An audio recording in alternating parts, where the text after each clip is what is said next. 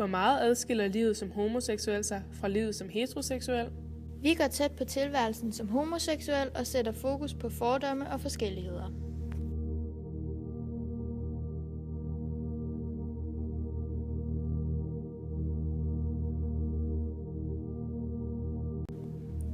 Freja er 30 år og kommer fra Island, men bor i Danmark.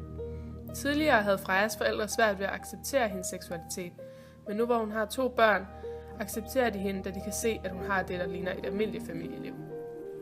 Børn er meget fordomsfrie. En dag var det Jeanette, der afleverede drengene i børnehave. Da Freja skulle hente dem, var der en af de andre drenge, der undrede sig over, hvem hun var. Jeg er deres mor, svarede hun. Jamen, deres mor var her da før, sagde han.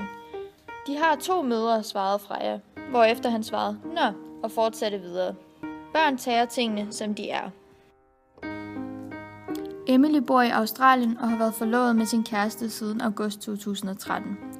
På grund af de manglende rettigheder for homoseksuelle i Australien, må de nok vente længe, før de kan blive gift. Emily har for nylig fortalt sine forældre om forlovelsen, men de svarede, vi vil aldrig acceptere det. Kasper er en 27-årig politibetjent og kommer fra Amager. Mens Kasper havde fuld kontrol over sin karrierevej som politibetjent, så var hans seksualitet meget uklar for ham. I mange år benægtede han over for sig selv, at han var homoseksuel. I dag hænger det hele sammen, og det er okay at interessere sig for soldater, våben og blå blink, også selvom man er bøsse. Det sværeste var, at jeg ikke kunne se mig selv som den jeg var, samtidig med, at jeg var homoseksuel. Jeg kæmpede med mine egne fordomme.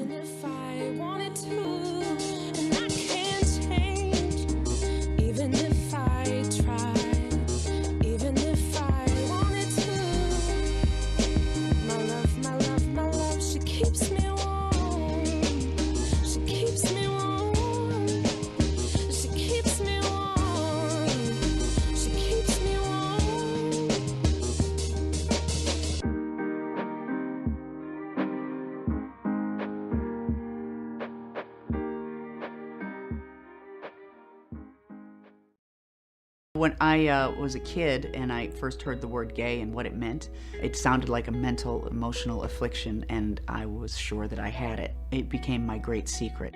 I always knew I was gay since I was very young. I was also very closeted. If you looked back and you saw my room was covered in Phantom of the Opera merchandise. I don't know how closeted that is, but I certainly wasn't talking about it. I had a hard time. I was bullied a lot in school. I actually had to change schools in 8th grade because the bullying got so bad I had to go to a different school. I was homophobic for so much of my life. It wasn't really comfortable in my own skin until I was probably 51. Kan man altid se og høre på folk, om de er transkønnede, eller hvilken seksualitet de har? Vi har bedt 5 personer. En bøsse, en lesbisk, en biseksuel, en heteroseksuel og en transkønnet, om at besvare det samme spørgsmål.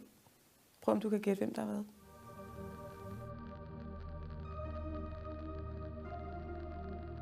Jeg drømmer om, at min søde kæreste og jeg vi får en masse dejlige børn sammen. Og så drømmer jeg om, at vi som familie skal ud og rejse en masse, måske gerne i længere tid.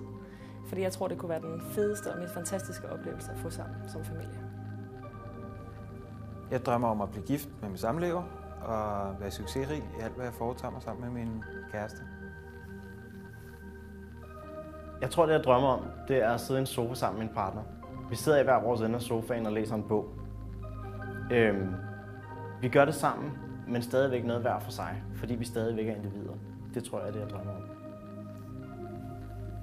Jeg drømmer om at leve og lave musik og generelt forfølge mine drømme. Jeg drømmer om mere og mere kærlighed i mit liv. Jeg drømmer om at blive en bedre kæreste. Og jeg drømmer om at kunne blive gammel sammen med min dejlige kæreste. Nå, kunne du så se og høre på dem, hvem der var hvad? Vi vil nu afsløre dem en for en. Jeg er bøsse. Jeg er lesbisk. Jeg er biseksuel. Jeg er heteroseksuel.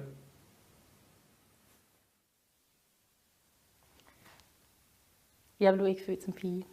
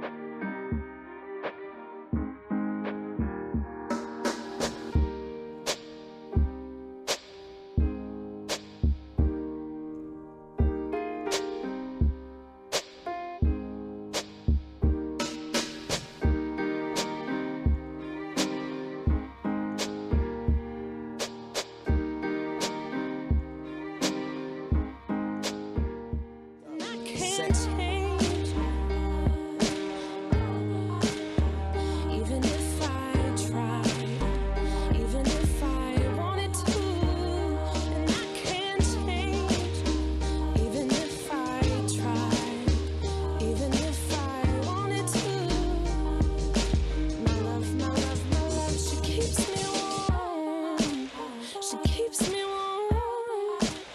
She keeps